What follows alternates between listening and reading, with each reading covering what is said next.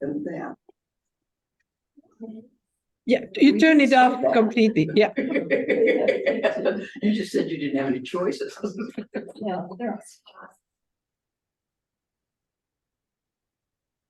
Oh, and I need to mute the participant.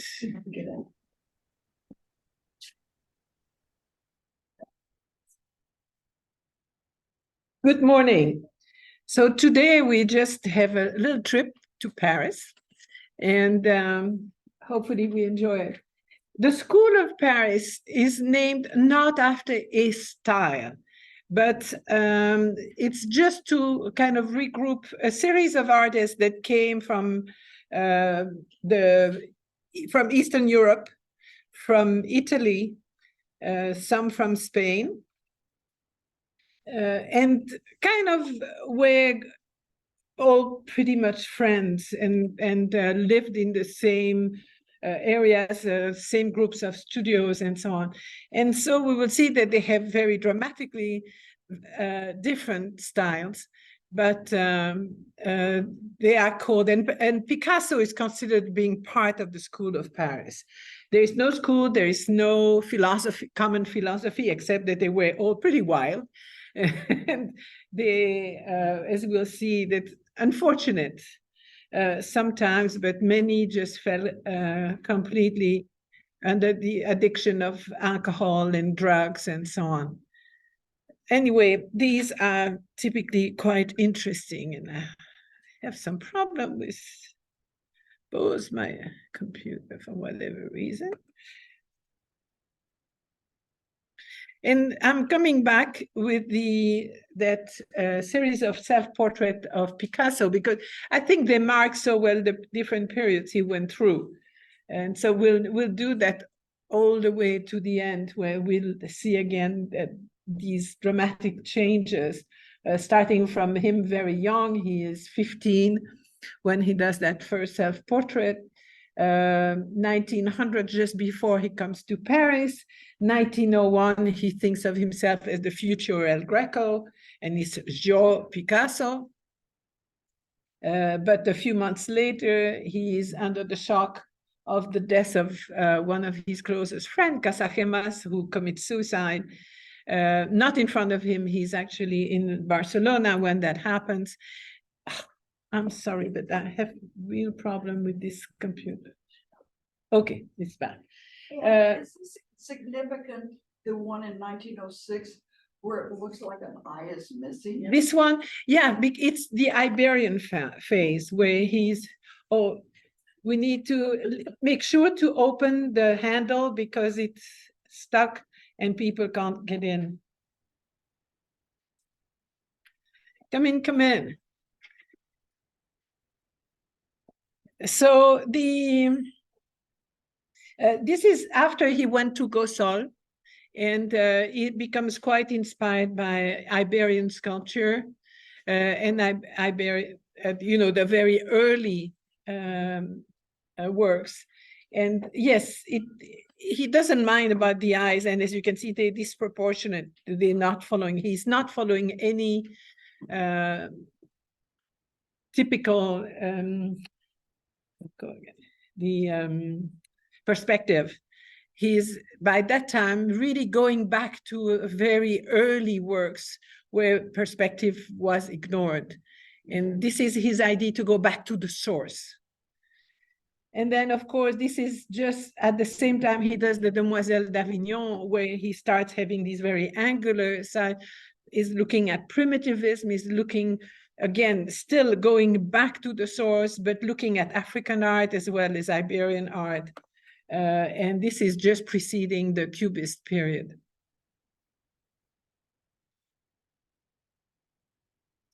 So the School of Paris, the term was coined in 1925 by André Warnoux to celebrate the contribution of the very foreign-born artists that had recently migrated to Paris. But it's often looked at as a derogatory label used by critics who looked at the foreign artists, and a lot of them were Jewish, by the way, as a threat to the purity and continuity of the French tradition. And of course, this is absolutely true. the aim of all these artists was to break with the tradition. They really wanted to come with something new that was much more in line with the modern world. And I mentioned many times the number of inventions that happened during the 19th century and how this has accelerated the rhythm of life. You have electricity now, the streets have lamps, and a whole series. I mean, you have telephone, all these things that have dramatically changed the life of people. They want the art to reflect that. So they deliberately are trying to break with tradition.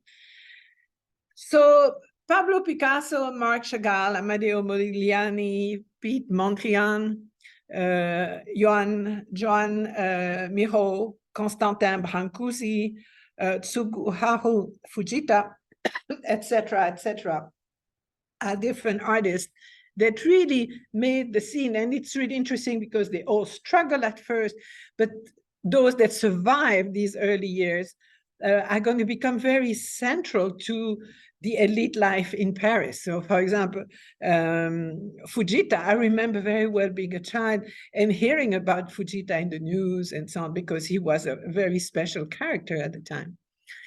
So a few French artists are going to associate themselves with these people, and we can talk about Pierre Bonnard, Henri Matisse, some lesser known artists like Metzinger and Glaise, who both are Cubist painters, and we will see them once we see Cubism.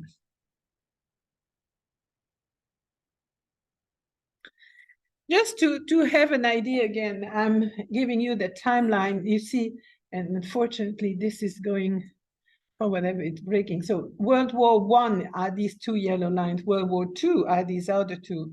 And you can see how many new movements appear at that time. So we've already been through Fauvism, Expressionism, and Die Brücke, which is one part of Expressionism. We'll see Der Blaue Reiter next time. And Cubism following that, and all these other movement that follow. So it's an incredible explosion of different style and different movements, different philosophies.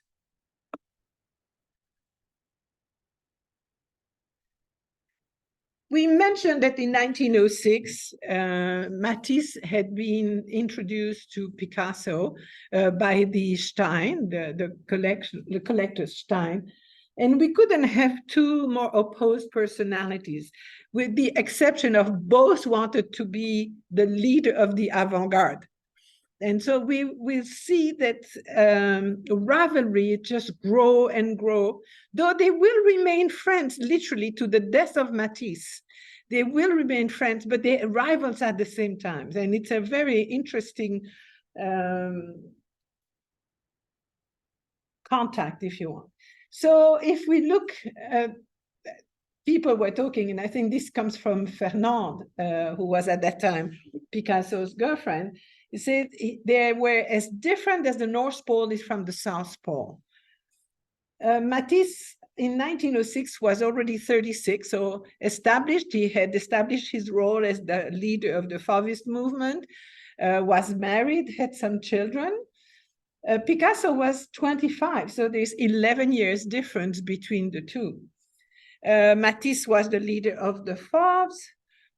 Picasso was dreaming of one thing, is becoming the leader of the avant-garde.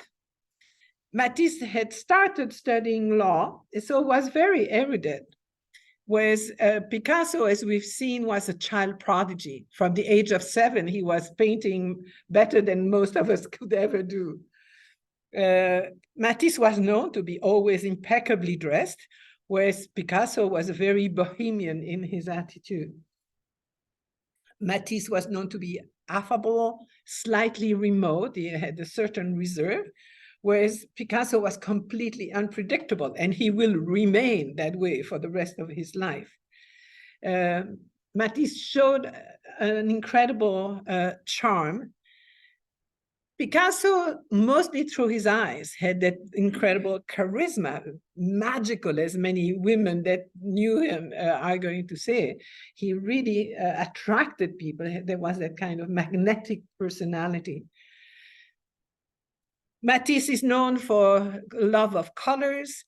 Picasso was interested in form and in the line. And they knew that. Picasso is going to tell Matisse one day, he says, you know, you're incredible in your use of colors, but you still have to learn the lines, which is interesting because he will do that later on. As you know, he becomes an incredible artist with just the line. And Picasso says, I'm really interested in form and in the line, but I still have to learn about colors. And he never quite did. Because when he uses color, most of the time it's primary colors.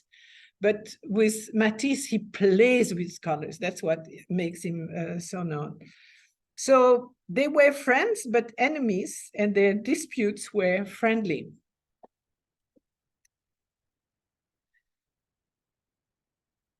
In 1907, Matisse came to Picasso's studio, and they exchanged some works. They had picked one work from the other. And so Picasso picked up that portrait of Marguerite. Marguerite was the daughter of Matisse from a girlfriend that he had that dates from before his marriage.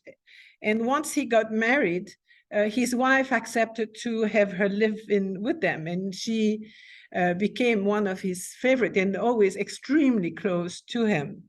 And then Matisse picked up that rather, let's say, marginal piece, the picture ball and lemon. And it's really interesting because people look at these two works that are definitely not their best.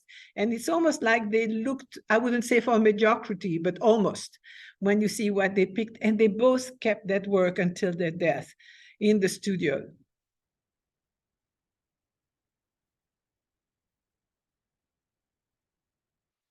The rivalry is very clear when you see that in 1906, Picasso comes up with a boy leading a horse. The year after, Matisse comes up with the Deluxe, Le Luxe #1, with shapes that are in both sides quite simplified. It's again that search for the roots, search for not a childish work, but a work that is not too influenced by the Renaissance and so on. So really going back to the roots, looking at early sculptures, and see that despite that simplification, it still has a lot of power on people.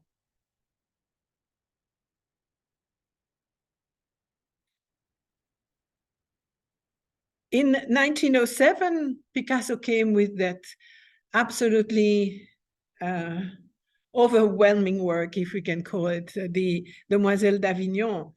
When Matisse sees that, he literally breaks his relationship with Picasso for a while. He's so horrified by the Demoiselle d'Avignon. He says he trashed the whole tradition of painting. He thinks it's wild, it's ugly. He really doesn't care for it at all. The painting, we have to understand, is going to stay in Picasso's studio hidden. He hid it during the whole process of making it. He unveiled it in 1907 just for a few friends. But the painting is going to come into the eyes of the public only in 1916 during an exhibition. But is really going to anger many of his friends when he came out with the Demoiselle d'Avignon, because they saw that as a destructive work, not as a positive one. And we see next to that, the year after, Matisse comes with that Bathers with a Turtle. That is no narrative painting. There is a turtle in the middle. We have three women, again, very simplified, almost wild. You would look at that, they look. A woman that puts her fingers in her mouth. We have no idea why. What is she doing? Is that a ritual? We have no idea. And Matisse never explained it. So again, we can see how one responds to the other. In 1907, Matisse came with a blue nude that really created a scandal in Paris. He had started making a sculpture. Sorry, yeah, let me see if I can get it. No? Yes, okay, you have the sculpture down below there. And he started doing that sculpture looking at Mayol. He was living close to Mayol, who we're going to see in a minute. And it broke.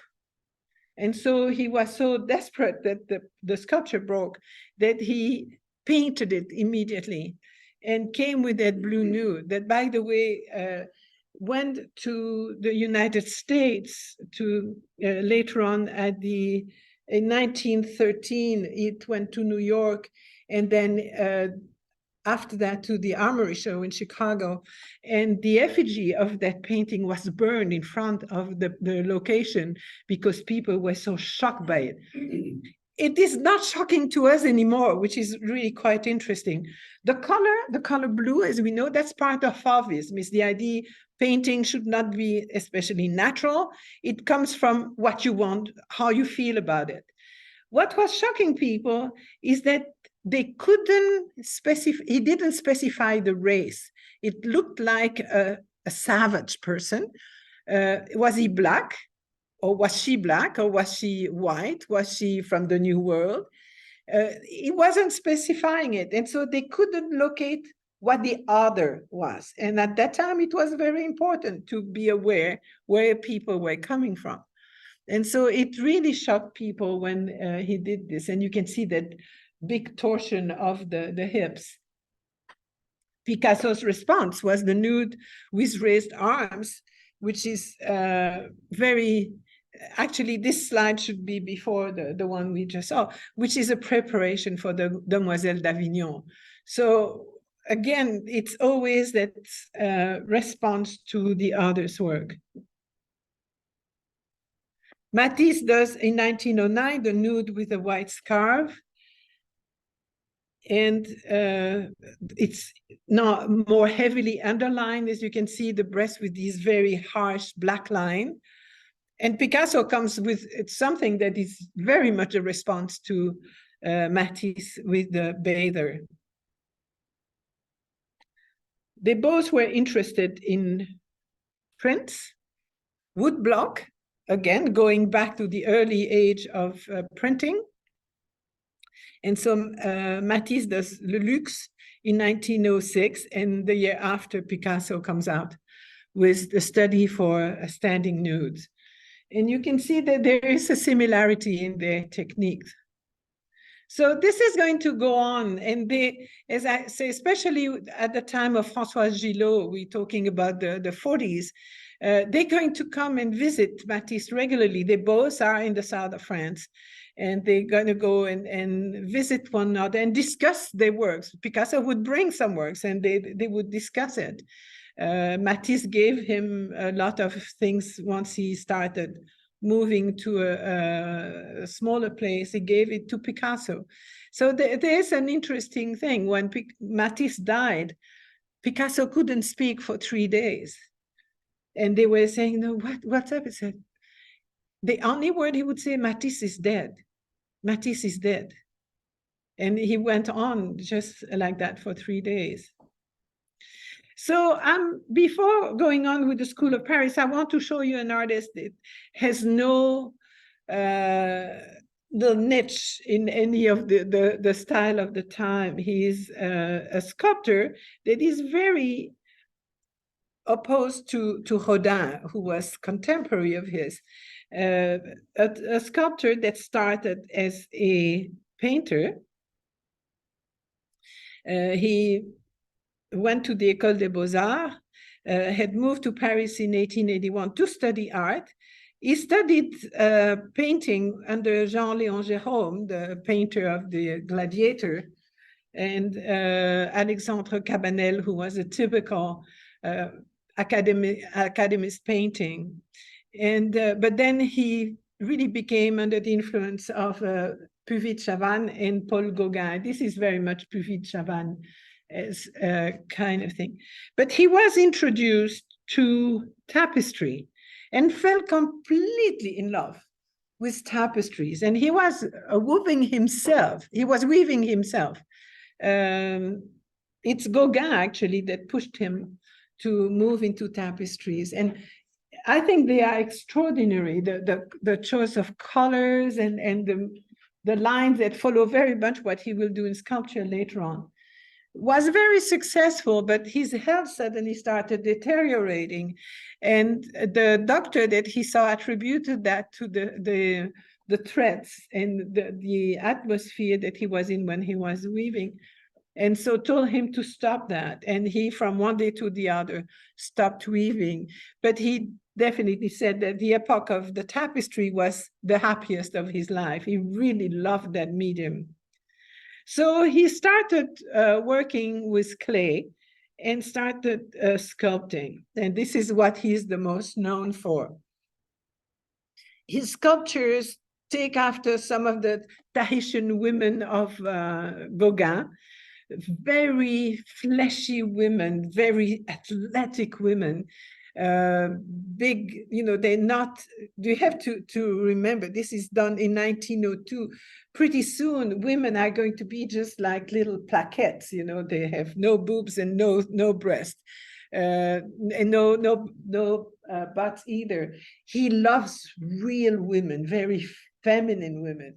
And this is what he shows all the time. It's very classical in many ways, except that to the contrary of Bernini, for example, he has no texture, to the contrary of Rodin. He doesn't show all the texture that Rodin loves to put in his sculpture. It's very plain. As you can see, a lot of planes. It's very shiny, very simple in surface, but it's very interesting in the movement that he gives.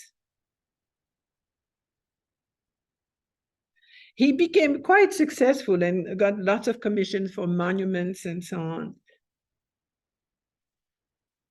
So Rodin absolutely loved what he was and really had great respect of his art. And he says he's a sculptor as great as the greatest. There you see in this little bronze, the one that you see there, an example for everybody, both for the old masters and for the young beginners. I'm glad to have seen it. If the word genius, improperly applied to so many people today, still has a meaning, it is right here. Yes, Mayol is the genius of sculpture, and so on. So quite appreciated by the great Rodin.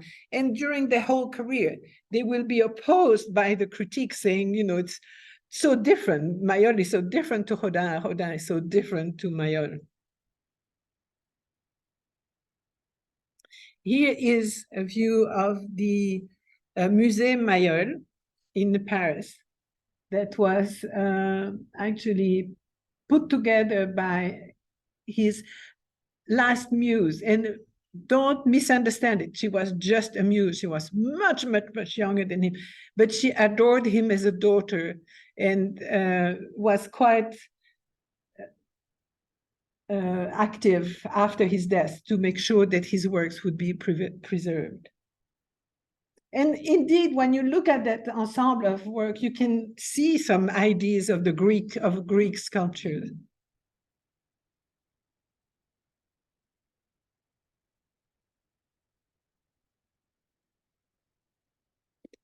There are 3 sculptures by Mayol at the Metropolitan Opera in New York. This is one of them. I was trying to get a good picture of them, but for whatever reason, they're never there. That was decided, I think, in the 60s, where they purchased these sculptures. And they're rather monumental, so they must fit really well. At the Opera House. Yeah. I was thinking it was in the. So I mentioned his last muse. He had a model. He got married, while he was doing the tapestries. He married one of the women that were working in the fabric. But then later on, in the 40s, he met that young girl, Dina Vierny, who was Jewish, coming from the Eastern Europe, and he protected her and she, as I say, idolized him, and she became his favorite model. She was very precocious physically, and was a perfect model for her. You can see the pictures here down there where you can see the real affection that she has for him. And this is one of the sculpture he did after her, the Air. And there are a few of these sculptures that are holding up by a miracle. You wonder how he was able to have that balance, to keep that sculpture only holding on the upper thigh, that's all that holds it up. So quite interesting. He has the Air, and he has energy. He has a whole series of beautiful sculpture. He died quite aged. He was in his 80s, and unfortunately died in a car accident. He wasn't driving, he was a passenger, but the car slipped and then overturned, and he was killed instantaneously. So just as you know, this is the School of Paris, a few names. There are many more, but I'm just showing you the most important. And it's always interesting because you can see, first of all, the length of the life. And as you can see, Mayol had quite a long life. On the opposite, we have Amedeo Modigliani, who had a very short life. He died very young. We'll talk about him in a minute.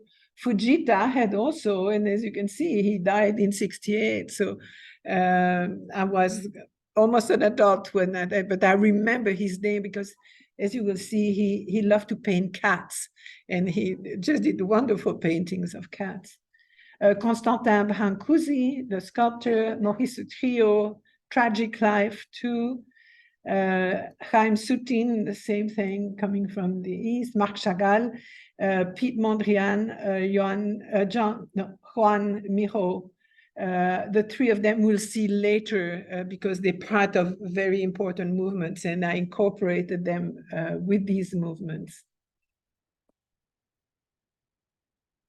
So let's talk a little bit about Modigliani. He's probably one of the most known for you.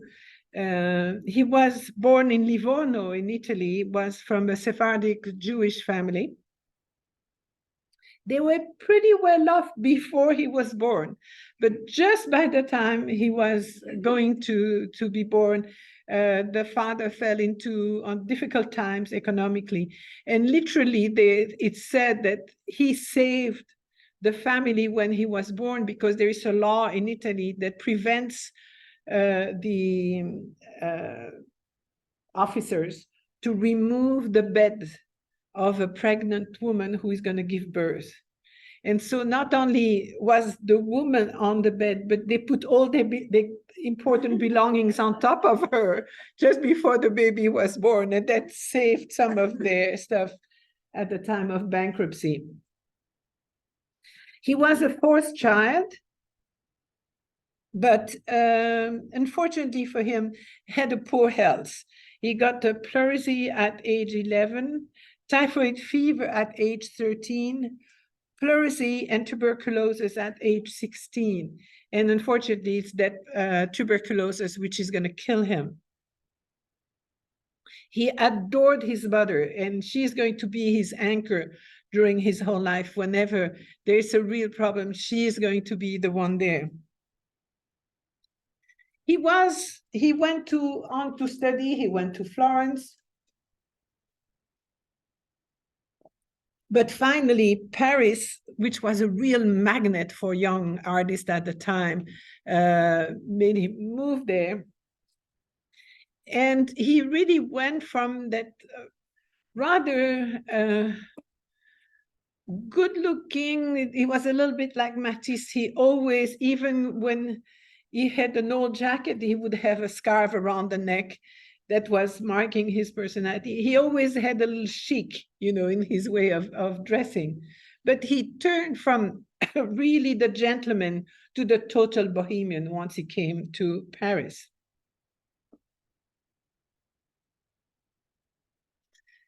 Here are pictures of him in 1909. You can see that scarf, which was really very symbolic of him. And then in the middle, you see him with Max Jacob, who was a great friend of Picasso.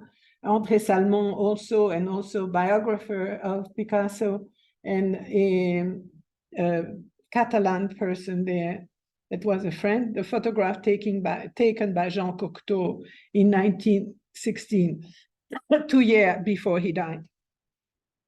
And then in 1918, that's just before he died, on the right. Unfortunately for him, being a Bohemian meant he was drinking a lot. And as we talked before about Picasso, still at that time, they were heavy on drugs.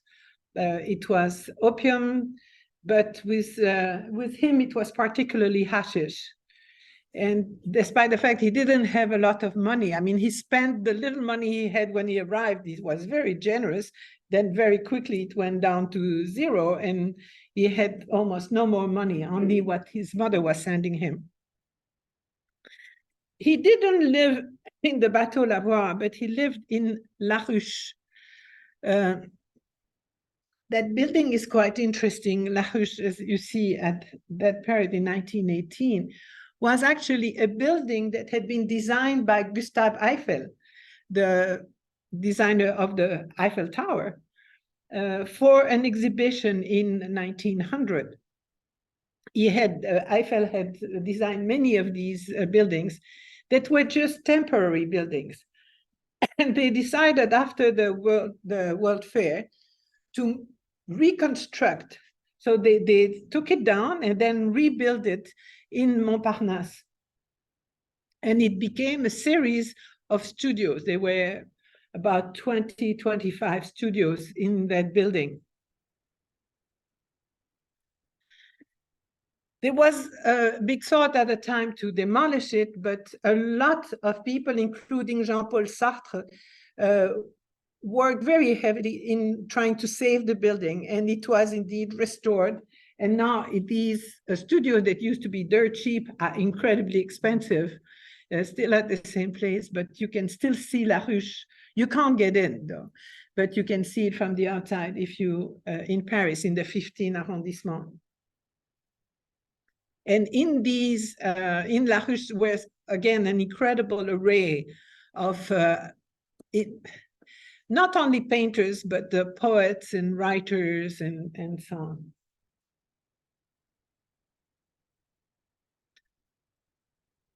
When he arrived in Paris, he very quickly saw there was so much energy around that he decided he was unhappy with anything he had done before. And he literally destroyed most of the works that he did in early age, considered that it was really garbage.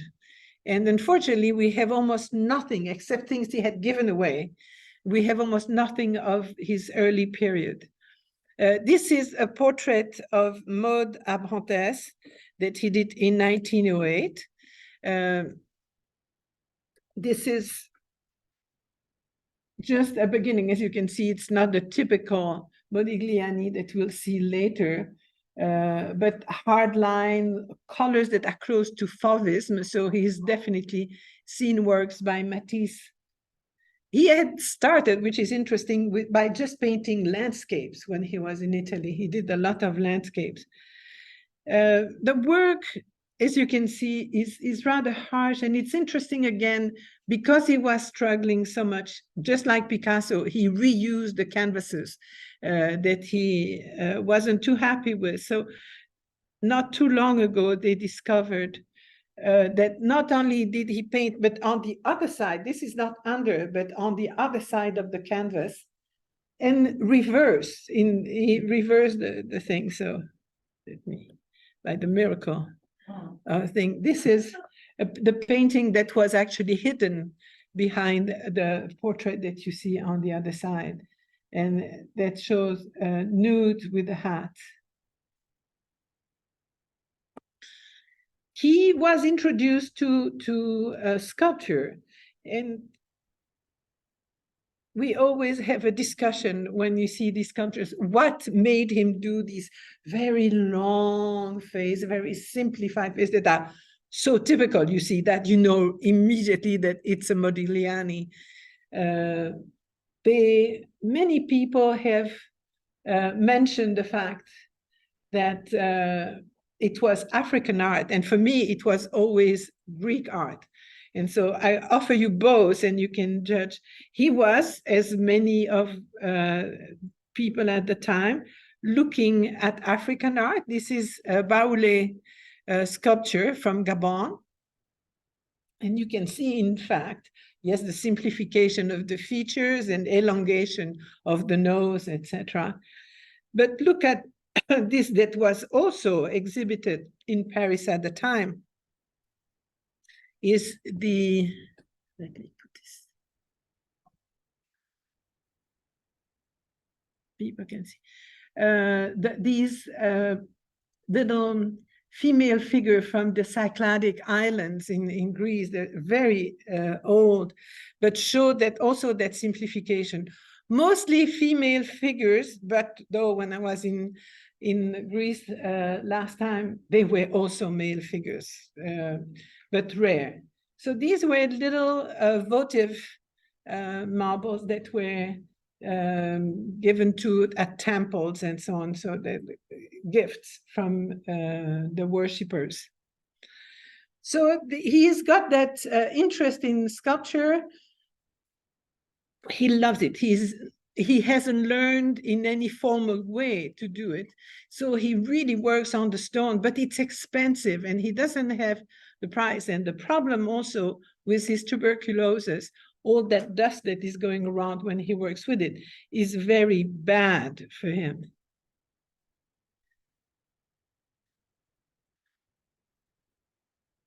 Oh, sorry.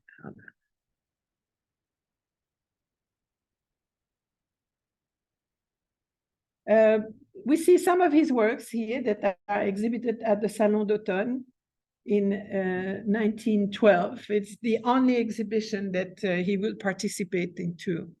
And it's always interesting. Here you have some works, some cubist works that are not Picasso nor Braque, but some of the other Glaise and Metzinger that we talked about. So here you see 4 of his works exhibited at the Salon d'Automne.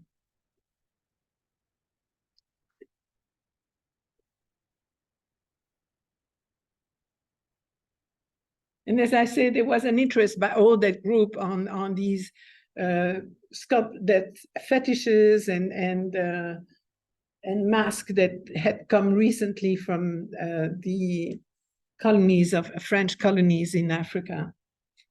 So they were all interested by that. But then he's going to go on and work. Sorry, but I'm in the way there. There we are. He is interested by caryatids. And so you have that first work on the left.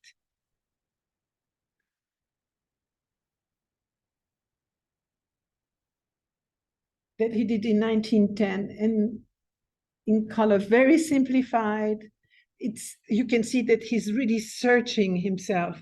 You have a little bit of Matisse in there. He's really looking around. A few years later, he takes this again and makes it the pencil and blue crayon on paper that you see in the center. And then he's going to go on with sculpture. He really likes sculpture, but he normally doesn't like the clay. He thinks that clay is not a good medium for him. He likes the stone.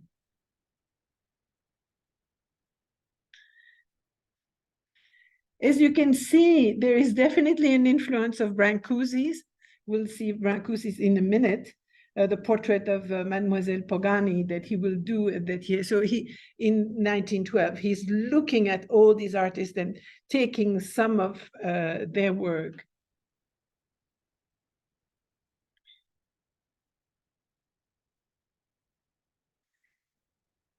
But then he's looking around his friends and he's starting to find himself. And we see these works getting simpler and simpler. This is a portrait of Pablo Picasso on the left, and on the right, the portrait of Chaim Soutine. Chaim Soutine, who is going to really take under his wing. Chaim comes from Russia and is incredibly peasant. He doesn't know at all how to behave. He doesn't know how to dress, nothing. And so Modigliani is going to really take him under his wing and teach him everything about living in society. As we can see, slowly the lines are getting more important, very simple work. He's a pretty handsome guy. He has got success with women. Beatrice Hastings is going to be one of his longtime muse and lover.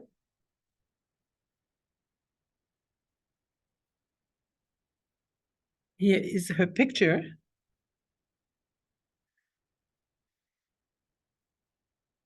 And then the portrait of his friend, Leopold Zborowski, who is also becomes his dealer, who is going to help him try to sell some of his works.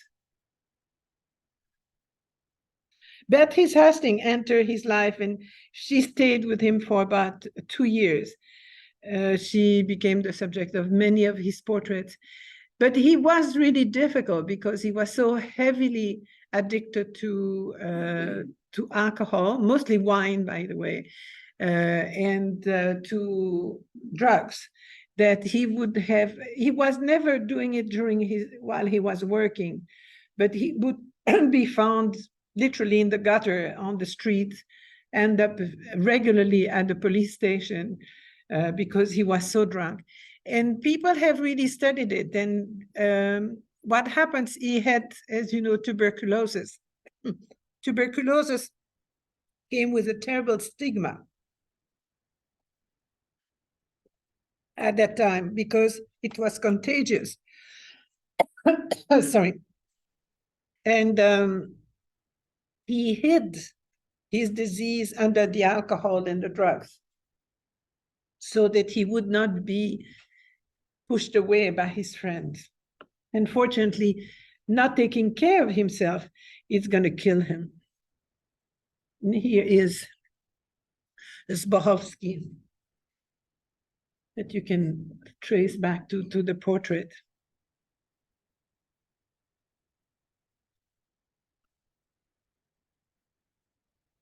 He is mostly known for his nudes. He painted several nudes between 1916 and 1919, and these are his most known works.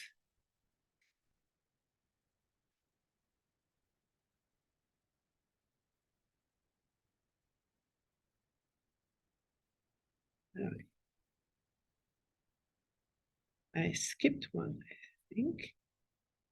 No, did I? There we are.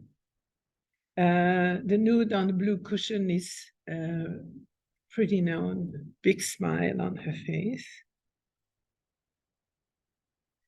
And here the nu couché, that realized, by the way, in 2015, $170 million.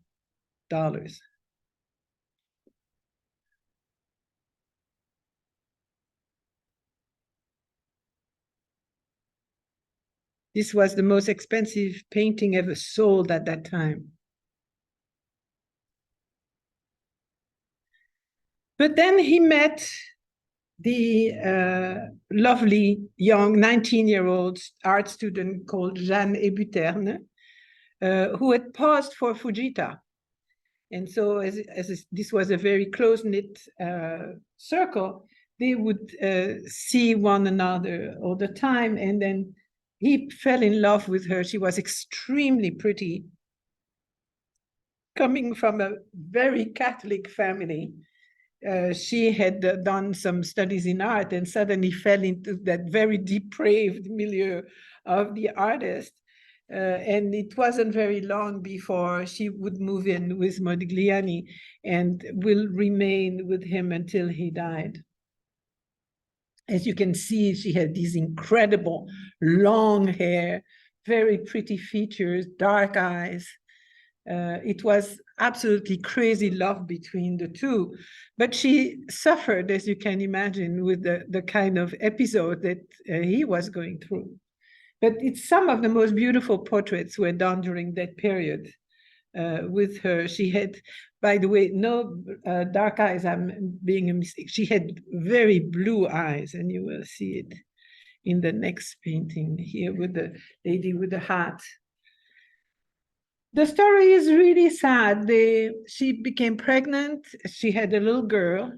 Then they went to the south of France, stayed there for a while. The little girl was staying with a friend, and she became pregnant again. But at that time, the health of Modigliani deteriorated so badly that after 3 days, they were concerned not to have seen him. And they came into his studio. He was delirious, holding on to her. And they hospitalized him, and he died the same night. And they believed that it was the tuberculosis had gone to the brain. So it had caused a tuberculosis meningitis. And he died from that. The family immediately removed her to their place in the garden of her brother. And while her brother didn't look the day after the death of Modigliani, she threw herself from the 5th floor out on the street and killed herself and her unborn child. The story is atrocious because a gardener went by and saw the body, took it on the little wheelbarrow, and tried to bring it to the family. The family didn't want to even see her. They went to the police. The police didn't want anything to do with it. And so finally, it took about 3 days before somebody finally took care of her, and she was buried. They refused to bury her next to Modigliani.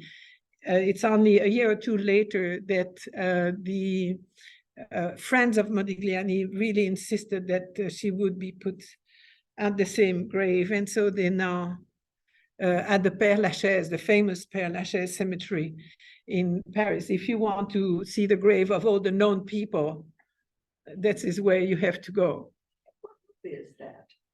There is a movie, I've seen that. This, and I saw it, let me see. I don't know what it is. It's on Modigliani, maybe Modi, because that's the way they would call him, Modi. I don't know. No, it's a tragic story, and it's, I mean, he died in his 30s, and she was in her mid-20s when she died. So it's a very tragic. So when you think of Romeo and Juliet, this is almost more tragic than that. They also put engraved a thing that says devoted companion to the extreme sacrifice. Very different personality is Leonard Tsuguharu Fujita. He was a Japanese French painter born in Tokyo in 1910. He graduated, what is now the Tokyo National University of Fine Arts and Music. And then again was attracted by Paris because there was energy. When it's just like New York now, you talk about, okay, come and live in Phoenix, it's so nice, laid back. No problem. Yeah, but young people want New York and they want that buzzing place. He was a painter, and here's some of his work, early work in 1917. He is quite an interesting physique, we'll see that. Had also, as all these guys, had lots of mistresses and the muses that came.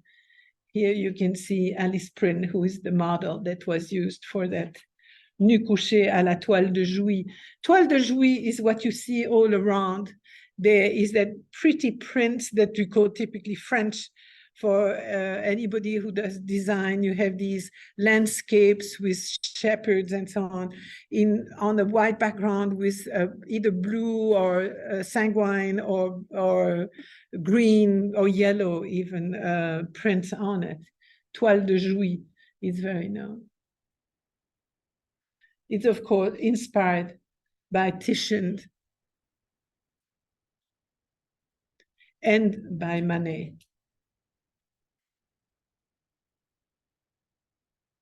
But he is known, for the public by his wonderful representation of cats. And he has hundreds of these adorable paintings showing cats. He was surrounded by cats. You can see the picture of him up there on the left with a cat. And he knew how to present these wonderful curves and very elegant attitudes. He published the Book of Cats in 1930 in New York with 20 etched plate.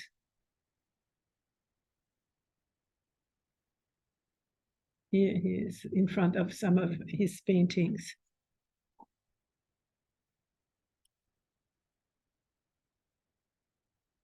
A cafe. Towards the end of his life, he became a friend of one of the Champagne big names, who was the chairman of the MUM Champagne. His name was René Laloux. And René Laloux asked him to decorate a chapel that you see here, the Fujita, this since then called the Fujita Chapel. And he made this beautiful decoration inside. He, by the way, converted to Catholicism, and so became extremely fervent Catholic at the end of his life. When he died, he was at first buried in a marginal tomb, but then they finally brought his remains back, and he's buried under the chapel there. It's an interesting personality. He was such a token Japanese among that whole group of European. Now, very interesting personality is Constantin Brancusi. He was born in Romania in 1876, studied at the Scuola de Meserie in Romania until 1902, then traveled to Munich, and then from there to Paris in 1903, and was welcomed by the community at that time, was invited to enter the workshop of Auguste Rodin. But as he said, he left pretty quickly after a few months, saying that no plant can grow under such a big tree. And so the idea was he had to move away from Rodin to be able to become a known artist. He is extremely different. The mature period commences around 1907. I think he has an incredibly interesting phase, very intense. We find again the same thing as we see with these other artists, is that simplification of everything.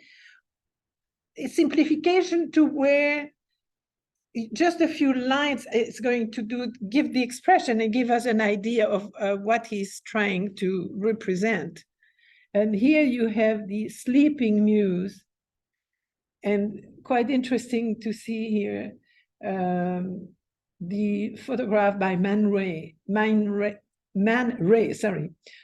Blanche, black and white here, with a fetish head, the mask, African mask next to it.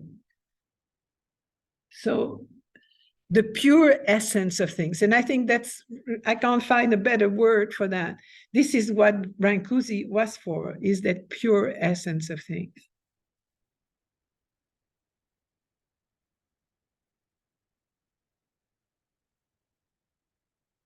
And that kind of oval shape there, what we call the egg, is going to become kind of a leitmotif in his work. Except for this, of course, the kiss. The first version, and I'm sorry, but I did it in reverse, so we'll go this. This is the first version of the kiss. in pink marble done in 1907. This was a commission requested by Brancusi's patron in New York, John Quinn, who really, he had made a little plaster version of it and he loved it and he says, I want one of these. And then he got a second version later on in 1916. Quite a contrast with the Kiss of Rodin, of course. But I think very telling, though, when you see these two, you can feel the embrace, the closeness of the two bodies, and just that little mouse, that these two mouths that meet is just adorable. Is it one piece of stone? Or yes. So it's carved to the middle, probably under the arms, because it looks like you can see through the bottom.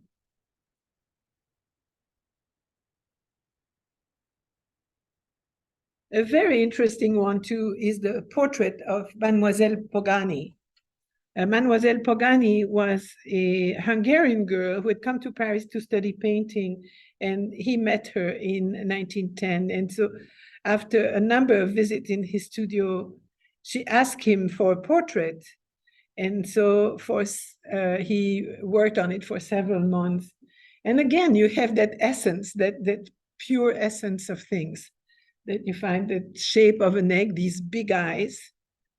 And this is another version of the same, but in bronze. Yeah, just a few are the faces of the work.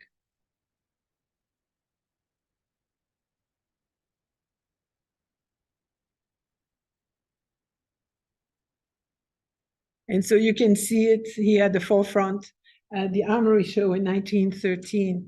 Imagine the shock of the people in Chicago when they saw that exhibition with all these completely new painter and sculptor coming from Europe. And what they had at that time in Chicago was Robert Henry, who was the most traditional painter. And so this must have been just such a shock for them when they came. Now, this is an interesting thing, and don't misinterpret it from the beginning.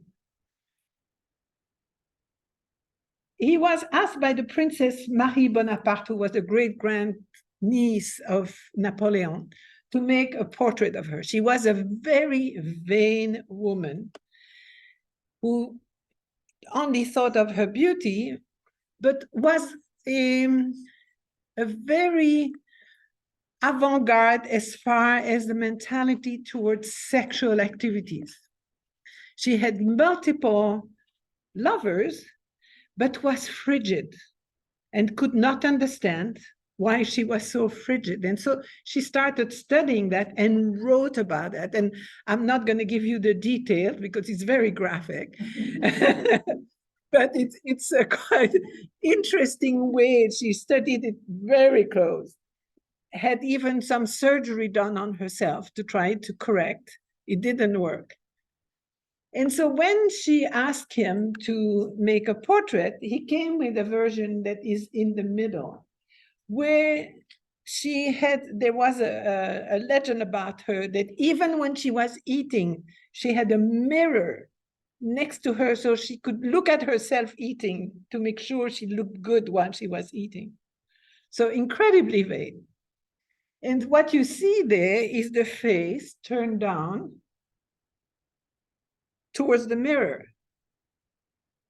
Now, once he showed that thing for many years, he worked, and I apologize because the date is not correct, the one on the right, it's a little later. So for many years, he worked on this to simplify again it to what it became all the way on your right.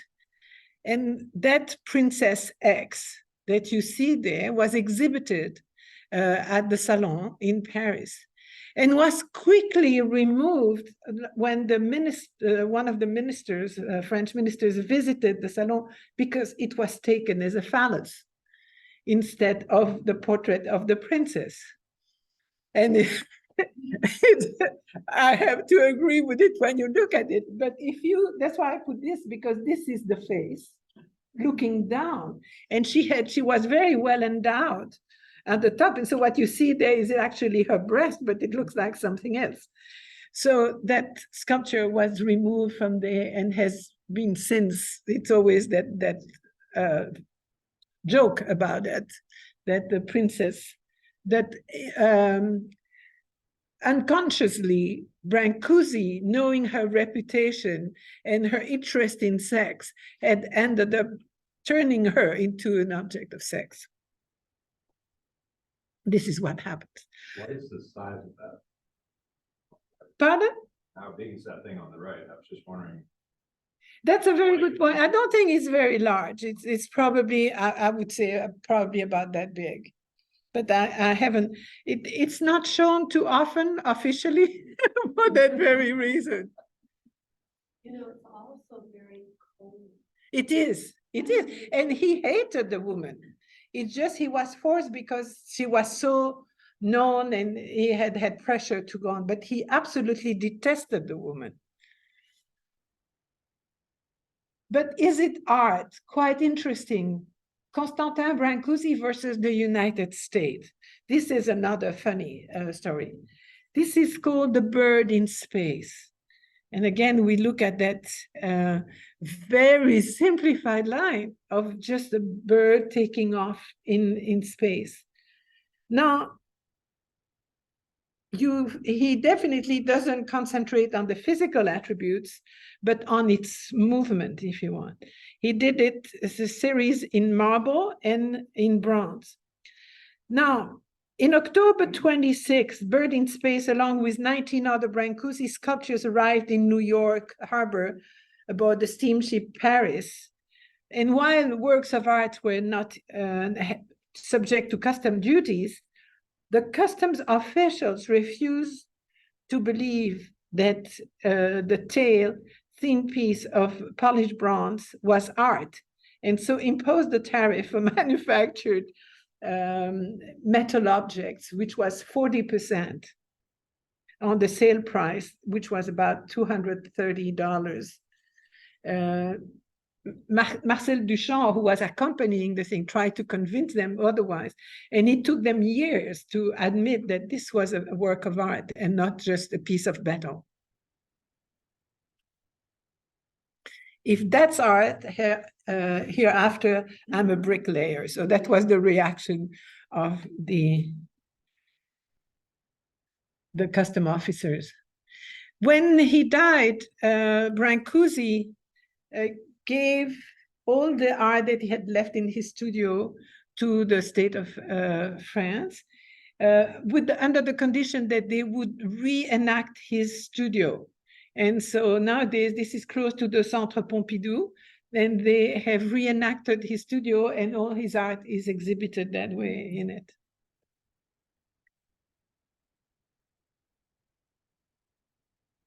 The next artist is Maurice Utrillo. He was French, the son of Suzanne Valadon that you see there. Suzanne Valadon, who was herself an artist and a model. She never revealed who the father of her child was, but there were speculation on who it could be. It could be Puvis Chavannes, it could be Renoir. And the legend again that ran around Paris at the time was that, not knowing what name to give her son, she went around to Renoir, and Renoir said, no, not the color. And she went to Degas, and Degas said, no, not the form. And then she was crying having a drink in a tavern. And there was Miguel Utrillo, who is a Spanish painter, a friend of Picasso, by the way, was there. And so she told him about it. And she says, okay, give me that paper, I'm going to sign it. That's why he became known as Utrillo. So that became his name. And he said, at that time, I would be glad to put my name to the work of either Renoir or Degas. So that became the story of the poor trio. Unfortunately, very young, he showed some inclination towards truancy and alcoholism. He started showing some mental illness at the age of 21, and his mother tried to push him towards art, where he seemed to have some talent. But it's interesting, he was never happy in painting, but that's the only thing he could do because he was sick. He got married in his late 40s, and his mother was talk about a hovering mother, and that she was the helicopter mother over him until she died. And he actually lived rather long for being a total alcoholic and drug user. So these are just two examples. And this is, by the way, the Lapin Agile, that famous tavern where all the artists would meet just below the Sacré-Cœur in Montmartre. Another work like this.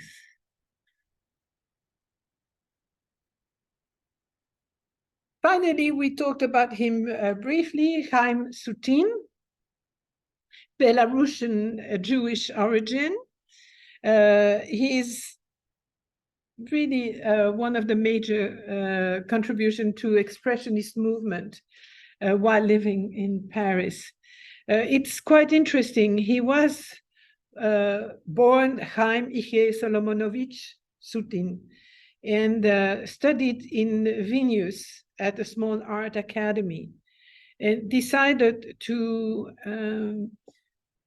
come to Paris, but he came by foot most of the way from Russia all the way to Paris, except finally he was able to take a bus being already in France. And here is a self-portrait of him.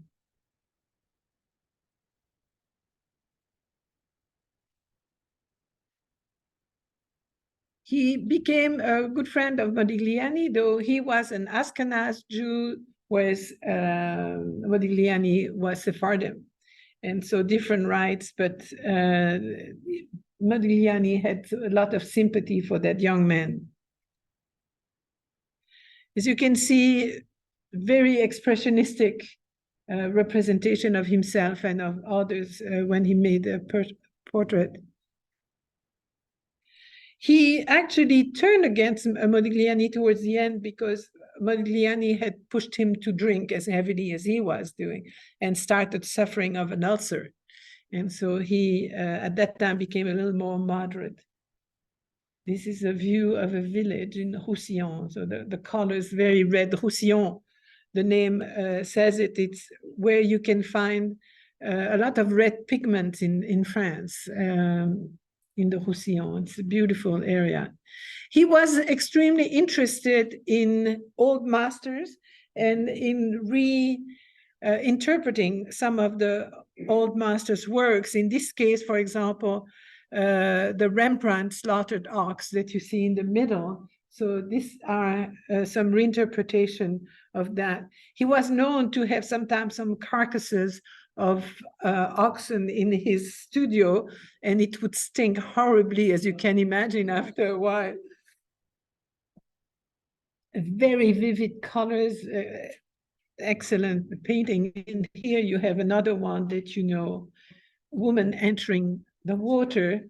That is another interpretation of Rembrandt's woman bathing.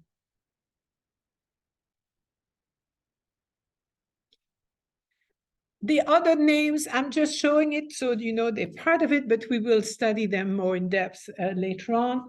Marc Chagall, of course, also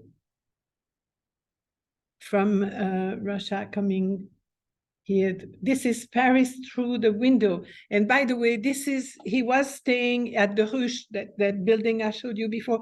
It's taken from the window of the Ruche when he painted this. One of his early works in Paris. Piet Mondriaan, a Dutch artist, very influential in abstract art. This is one of his early works that is still figurative, but he will be known for these primary colors, canvases with straight lines and squares and so on. Juan Miró, also from Barcelona.